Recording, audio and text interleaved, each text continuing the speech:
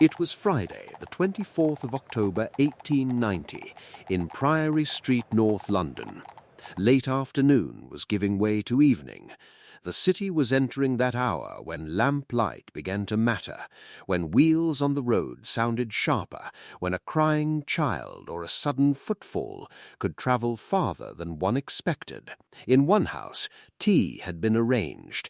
In another, a husband was away at work. A woman named Phoebe Hogg left home with her little daughter in a perambulator and walked into the ordinary machinery of the day. Nothing in the street itself announced that before the night was out, North London would be staring at a scene so savage that some first wondered whether Jack the Ripper had returned. But the darkness that destroys a life rarely arrives looking like darkness. Very often it opens the door and says, "Come in." Before we go further, I am curious, where in the world are you listening from today? Drop your location in the comments and subscribe to Soil of Crime. These are the cases history tried to bury.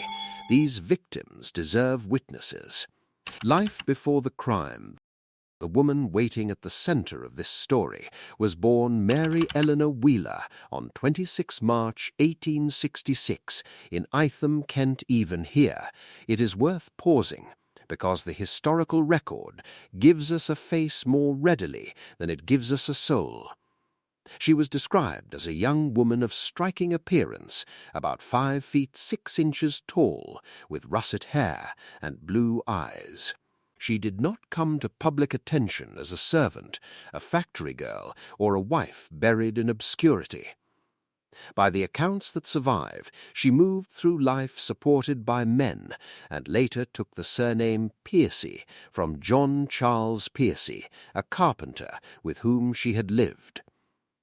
That relationship collapsed. Another followed.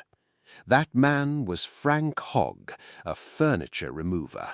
This is where the case begins to tighten. Frank Hogg had other attachments besides Mary. One of them was Phoebe Styles, the woman he would marry after she became pregnant. Mary, according to later accounts, even urged that marriage.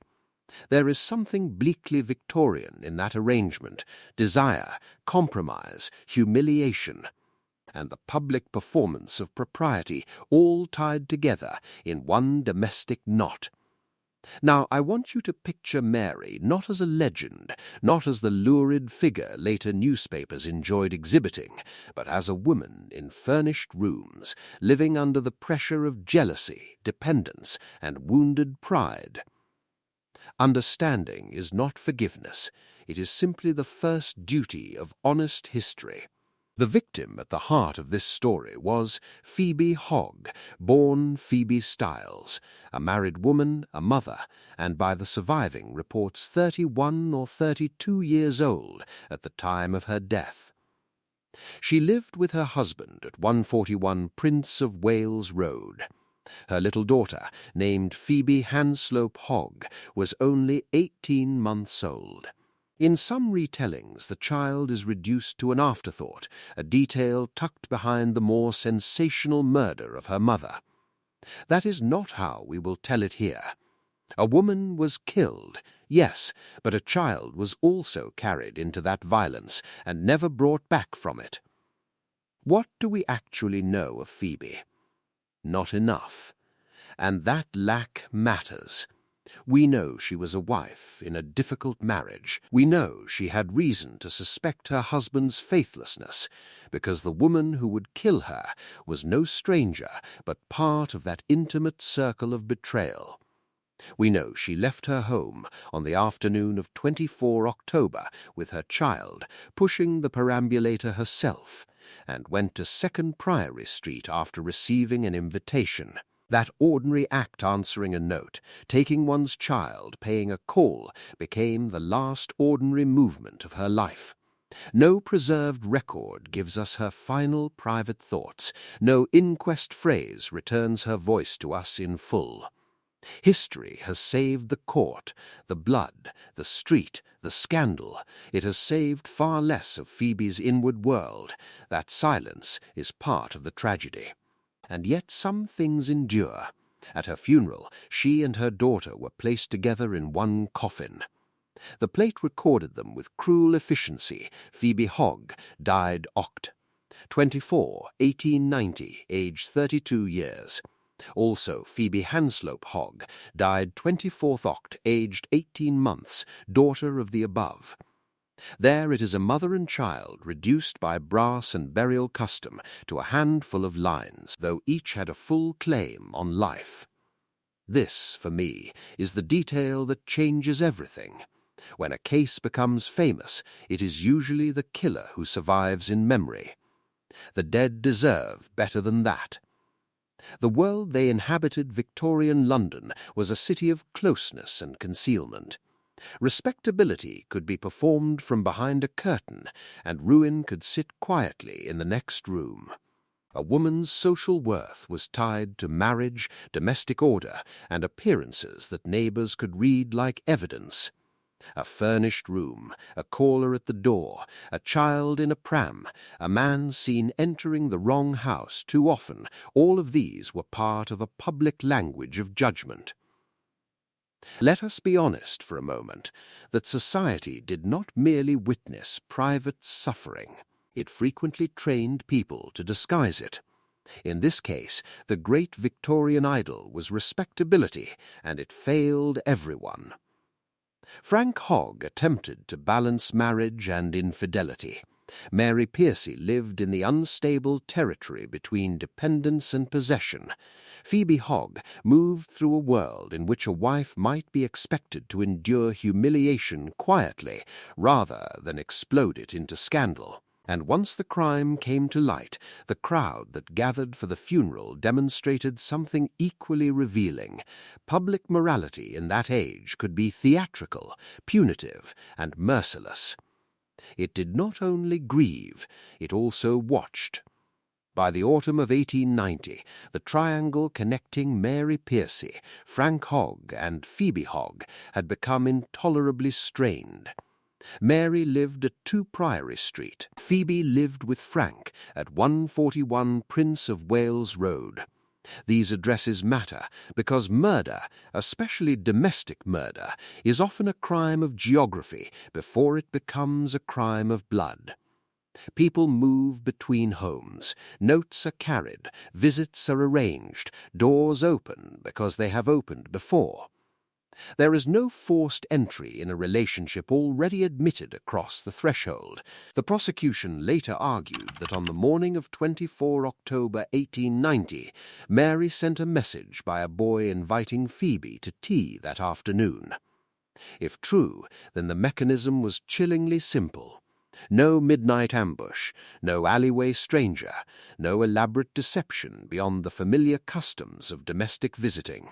Phoebe came with her child because nothing about the invitation on its face required fear. That is one of the most disturbing aspects of the case. Violence did not interrupt ordinary life from outside. It emerged from within the ordinary. Witnesses later described sounds from Mary's rooms, breaking glass, disturbance, the scream of a child. Another witness noticed signs of disorder, broken windows, blood, curtains stained. These details do not merely tell us that a struggle took place. They tell us the household space itself was transformed. The room of tea became the room of slaughter. The domestic interior, the supposedly feminine sphere of safety and management, became the very instrument of destruction. Can this be coincidence? Can that inversion be anything but the center of the horror? Retrospect is always crueler than foresight. After a crime, every small detail begins to glow with accusation. In this case, the warning signs were not hidden in some inaccessible official file. They were heard, seen, touched. There was the note inviting Phoebe over. There were witnesses who heard a disturbance from Mary's rooms. There was Mary's known connection to Frank Hogg. And after the fact, there was her behavior during the police search, sitting at the piano, singing and whistling, explaining bloodstains by saying she had been killing mice. This is the point where many listeners will ask the obvious question, how did no one see what was happening? But that is not quite the right question. People often do see fragments. What they fail to do is assemble them in time. A cry in the next room, a broken pane, an uneasy neighbor, a husband living a divided life, a woman asked to tea and then never returning home. The great tragedy of so many historical crimes is not that there were no signs. It is that signs do not become action until after the dead can no longer be rescued. The crime some time after Phoebe Hogg arrived at Sicket Priory Street with her child on the afternoon of 24 October 1890, violence broke out. Contemporary accounts and later summaries agree on the broad outlines, though not every exact movement in the room can be recovered. Phoebe suffered catastrophic injuries. Her skull was crushed, and her throat was cut so deeply it was nearly severed. The Crown's case held that she was struck with a poker and then cut with a sharp blade, while the physical search of the rooms turned up a blood-stained fireplace poker and a blood-stained carving knife. We should be careful here. The prosecution alleged the sequence. The evidence strongly supported a brutal attack, but no historian should pretend to know with perfect certainty what no living witness preserved in full. As for the child, the little Phoebe Hanslope Hogg, the medical conclusion reported later was suffocation. Some accounts suggested she may have been smothered or suffocated in the course of being placed in the perambulator beneath or beside the terrible load of her mother's body. No final words of mother or child have come down to us. No plea survives. That absence should be stated plainly. The record gives us impact, blood, transport, discovery. It does not give us mercy.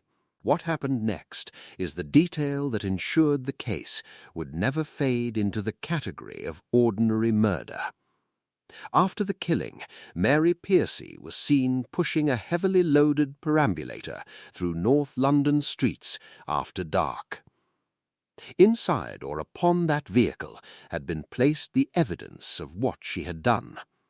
One body was later found dumped in Crossfield Road. The child's body was found separately the next morning near Finchley Road, face down among nettles. A city accustomed to misery had still not grown accustomed to this. The discovery, the first dreadful discovery, was the body of a woman found on a heap of rubbish in Crossfield Road, near Swiss Cottage. Her injuries were so ferocious that some early speculation linked the crime to the still fresh terror of the Ripper murders. Then came the second finding, a blood-stained perambulator discovered about a mile away in Hamilton Terrace, its cushions soaked through. Then, on the following morning, the body of the child was found near Finchley Road. In 3 separate locations, the shape of the crime emerged piece by piece, as though London itself were being forced to assemble a nightmare from scattered evidence. Meanwhile, the dead woman became a missing wife with a name. Clara Hogg had seen Phoebe leave home the previous afternoon with the child. Frank Hogg searched for his wife. Clara went to Priory Street. At the mortuary, identification followed, and once the body in Crossfield Road became Phoebe Hogg, suspicion narrowed with terrible speed, not to a stranger in fog, not to some phantom of the East End, but to the woman at the centre of the household, betrayal already known to the family. Dread had become certainty. I am curious, where in the world are you joining me from today? Drop your location in the comments. Now, let us continue with what happened next. The investigation, the Constabulary turned its attention to Mary Pearcey's rooms at 2 Priory Street, and what they found there was devastating. The kitchen showed substantial bloodstains and blood spatter. Blood marked the walls and even the ceiling. A carving knife and a fireplace poker were stained. There was matted hair and a rug that smelled of paraffin, suggesting an attempt at cleaning. 2 broken windows indicated the violence had not been neat, nor confined, nor easily hidden. This was not the scene of some small accident explained away by household mishap. It was a room that had resisted forgetting. Other pieces connected with equal force. A screw nut missing from the perambulator was said to match one found near Phoebe's body. A man's brown cardigan, associated with John Charles Pearcey, was found wrapped around Phoebe's head. A card case belonging to Frank Hogg was in Mary's home. Most damning of all, a gold wedding ring found on Mary's finger was reported to match the impression on Phoebe's finger. Now, I want you to picture the investigators standing among these objects, not grand clues in a detective novel. A screw, a pram, a ring, a stained curtain, a knife in a working room. Murder often leaves behind a household inventory more eloquent than any confession. There were witnesses, too. Charlotte Piddington spoke of disturbance and a child's cry. Sarah Butler described broken windows and bloody curtains. Elizabeth Rogers and Annie Gardiner both saw Mary pushing a heavily loaded perambulator through the streets. Charles Britt saw a woman with the vehicle outside. Each account by itself might have been attacked. Together they formed a net. The case against Mary Pearcey was circumstantial in the legal sense, yes, but it was also cumulative in the most fatal way. Piece after piece, it collapsed the distance between suspicion and proof. The forensic evidence, Victorian forensic science, was not modern science. It could not always give motive a chemical formula, nor reconstruct every second of a killing. But it could still speak powerfully. Medical examination established the savage nature of Phoebe Hogg's head wounds and the near-severing injury to her throat. In the child's case, the conclusion reported was suffocation. The blood in the rooms, the stains on clothing, the marked implements, and the condition of the perambulator together supplied not one isolated fact, but a coherent physical narrative. This is important because the defense would argue danger in convicting on circumstantial evidence. That warning is not trivial. Courts should fear invention. But physical evidence has its own kind of speech. It is one thing to dispute motive. It is another to explain away blood on a wall, blood on a poker, blood on a knife, a pram carrying traces of transport, and a wedding ring no longer where it should have been. The science of the era had limits. The household did not. The object that haunts this story is the black perambulator. Not the knife, though it cut, not the poker, though it crushed. The pram. A vehicle designed for tenderness, for the slow public movement of infancy through city streets, became the instrument of concealment. It was found blood-stained, its cushions soaked, its handle broken, its missing screw linked back to the scene. And because the witnesses saw Mary pushing it through North London after dark, the perambulator became more than evidence. It became an image no court could fully contain. This is why it endures in the historical imagination. Domesticity itself had been inverted. The very object associated with nurture and maternal care was transformed into a carriage of death. Madame Tussauds later purchased the pram for display, a grim sign of how quickly private horror can become public spectacle. But even without the waxworks, the symbolism is enough. A mother's world was taken from her. Then her body was rolled through the city in the emblem of motherhood itself. The trial of Mary Pearcey, opened at the Central Criminal Court, Old Bailey, on Monday, 1 December 1890, before Mr. Justice Denman. The Crown was represented by Mr. Forrest Fulton, and Mr. C. F. Gill. The defence was led by Mr. Arthur Hutton. For 3 days the case unfolded in a courtroom crowded not only by legal necessity but by public fascination.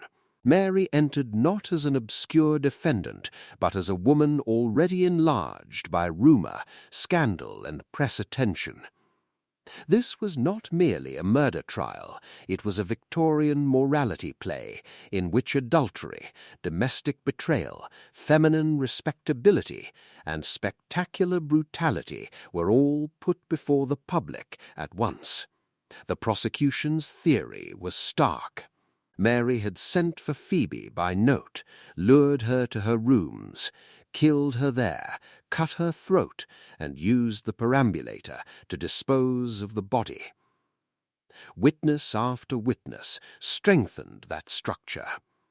Charlotte Piddington heard the disturbance.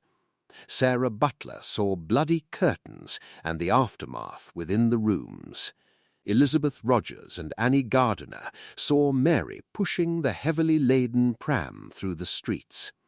Frank Hogg himself stood there too, an uncomfortable figure at the centre of the drama, husband to the dead and lover to the accused. The physical exhibits did the rest, the stained implements, the paraffin-scented rug, the ring, the perambulator, the cardigan, the shattered domestic scene. The defence did what it could.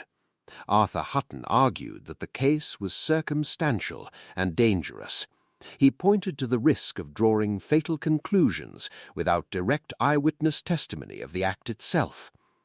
He suggested, too, that if Mary had truly been the murderer, she might have fled.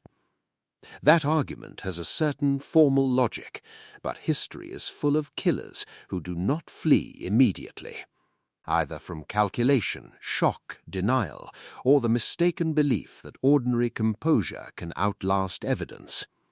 Mary maintained her innocence. Even at sentence, one reported statement had her declare, "I say I am innocent of this charge." The jury deliberated briefly 52 minutes, according to one later summary, and returned the inevitable word, "guilty." Then came the sentence in the grave old formula of English law, that she be taken from the court, returned to the place from which she came, and thence to the place of execution, there to be hanged by the neck until dead. Mr. Justice Denman is said to have remarked upon the brutality of the crime and the prisoner's want of moral sense. In that courtroom the machinery of justice did what it always claims to do. It translated blood into procedure, fear into verdict, scandal into punishment. But let us be honest for a moment. No sentence, however solemnly pronounced, could restore Phoebe Hogg or her child. The verdict and aftermath after conviction, public fascination, only deepened. Mary Pearcey's case drew extraordinary attention, the kind that turns evidence into exhibit and rumour into commerce.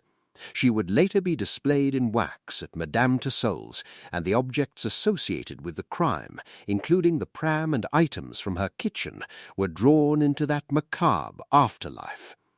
This is always the danger with notorious murder. The dead can be buried twice, once in the earth and once beneath the celebrity of the person who killed them. Mary Pearcey was executed at Newgate Prison on 23 December 1890 by James Berry. Accounts of her final hours emphasize her composure. Berry later described her as remarkably calm. Different reports preserve slightly different final assertions, but all agree on the central fact: she continued to deny guilt or contest the evidence against her, even as she faced death. After execution, she was buried within Newgate in an unmarked grave. The legal process had reached its end. The state had answered one death with another. For the surviving family, the aftermath was not dignified closure, but humiliation in public view. At the funeral of Phoebe Hogg and Phoebe Hogg in Finchley Cemetery, crowds gathered in rain and mud by the thousands. Frank Hogg was jeered, hooted, and pursued with open hostility, the public condemning not only the murderess, but the husband whose divided life had helped frame the tragedy. The scene was described as scandalous, depressing, and angry. Grief itself had to push through a mob. The verdict had been delivered, the sentence was carried out. But the questions remained. Subscribe and tell me in the comments, do you believe justice was truly served, because the past is never truly buried. The Hampstead murder endured because it touched several Victorian anxieties at once, the fear that violence could hide inside a respectable home, the fascination with female criminality, the instability of marriage, and the uneasy realization that ordinary objects, a note, a room, a ring, a child's pram, could become part of a murder narrative. The case also revealed how readily the public converted suffering into spectacle. Crowds pressed to the funeral route. Waxworks purchased relics. Rumours attached Mary Pearcey to wider nightmares. The city did not merely mourn, it consumed. So what remains? Not certainty about every second inside that room, not perfect access to motive, but enough. Enough to see jealousy sharpened by humiliation, enough to see domestic trust exploited, enough to see a woman and a child invited into danger under the sign of familiarity. Could it have been prevented? Perhaps if betrayal had been confronted sooner, if warning signs had been taken seriously, if respectability had not so often been valued above truth. But history does not return the dead for the sake of better questions. It gives us only the obligation to remember them properly. And so, at the end of this story, let us speak the name that should never have been overshadowed by the fame of her killer, Phoebe Hogg. If you are watching this, you already know how a true crime story ends. So here is something almost no one knows. How 10 of these cases changed the law itself, the real reason the rules you trust today exist. This is only for the brave souls and the true crime seekers, the ones who do not just want the verdict, but what the ground kept after the courtroom buried it. We built something for you. 10 true cases, 40 archival engravings, 200 pages, told in the plain voice of a 19th century crime journal. No invention, no shock for its own sake. One question runs under every chapter, and once you read it, you will never look at a verdict the same way again. The door is here. Most will scroll past it. You will not. Go grab it before the launch price ends. Thank me later.